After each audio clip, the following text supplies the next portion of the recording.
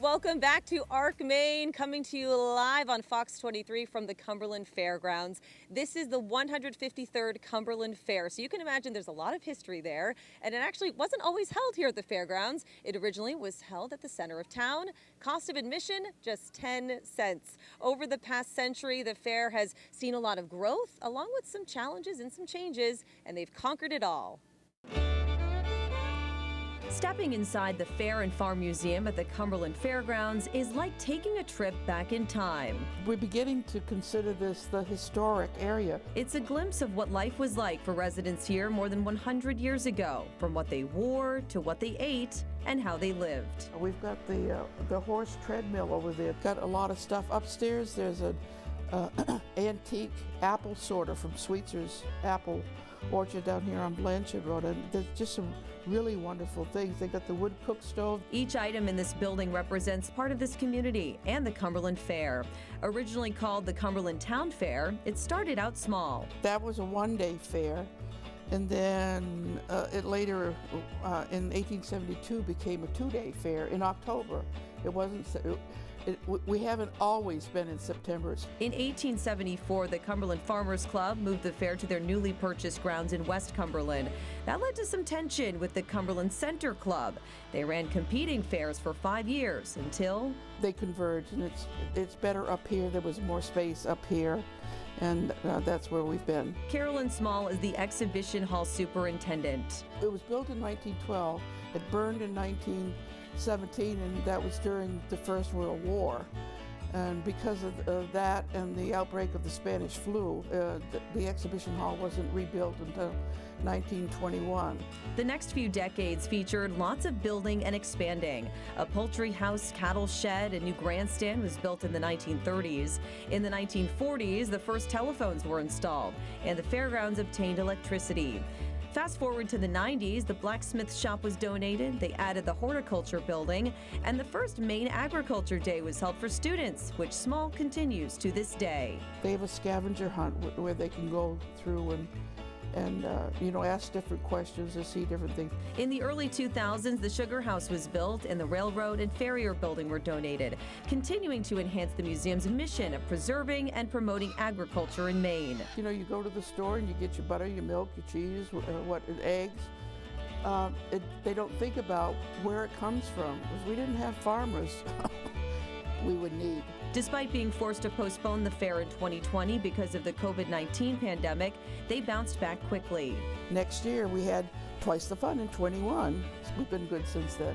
And as fairgoers explore these artifacts, they can see firsthand how the fair has evolved. It's just gotten bigger. We've gone from a one-day fair to a 7-day fair. And where do you see it going from here? Bigger and better. And here's another fun fact for you. Legend has it that the very first pig scramble in the state of Maine happened here way back in 1893.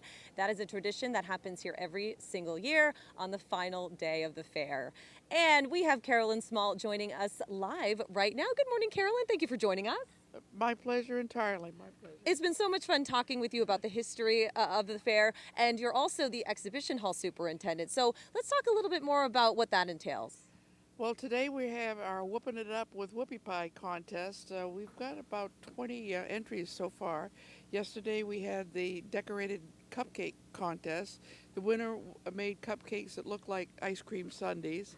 Tomorrow is the State of Maine old-fashioned two-crusted apple pie contest, and that's a big deal. But also in there we have beautiful arts, crafts, and so forth. So the quilt show is amazing. People are so talented. What's your favorite part about your job? Getting home at night and taking a sleep. It's a lot of work, right? It is a lot of work, but fortunately Lynn Kopp, my assistant, and I have a wonderful, wonderful crew, and they know what they're doing, and it's fun. It's fun. It really is. I guess my favorite part of it all is meeting people, through the years, for people I used to work with, or they come in, and it's kind of like the Queen has, ready for viewing. So, and I did mention in the story the Agriculture Day that you lead. Tell us how that has been going. Maine Agriculture, Maine Agricultural Education Day. We had on Monday we had 879 students come. I do an age-appropriate scavenger hunt for them so they can go all the way through. One of my new questions this year was down in the horticulture building. How many eggs can a queen bee lay in her lifetime? And it's over 1 million. A million. Over a Were million. they shocked to hear that? I don't know. I haven't seen. I was shocked. So if they weren't, but we got a worm farm down there too in the horticultural building. So it's yeah. That's it. We always try to add a little bit more to the scavenger hunt, and it's age appropriate. So And finally, why would you just encourage people to come out this week and enjoy the fair? see what the fair is all about. We got the rodeo going, and we've got the animal shows and the exhibition hall. Take a view of the whoopie pie contest and just all the stuff that we have to show. All right, Carolyn, thank you so much for your time this morning. Thank you, and welcome to Cumberland Fair. Welcome to the fair.